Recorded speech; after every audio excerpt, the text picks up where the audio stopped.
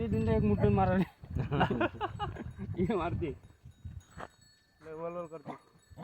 काय पागल झाली काय बा तू? माय अर्धा घंटा झाला आता बाबा जेवण ते काढलं तू MIM काढ. तिकून यायचं होतं काढला. आवाज गेला तू याचे MIM चा. जमलं आली. हा आता जमलं. आता मजा आहे. थांब ना 2 मिनिटं. हा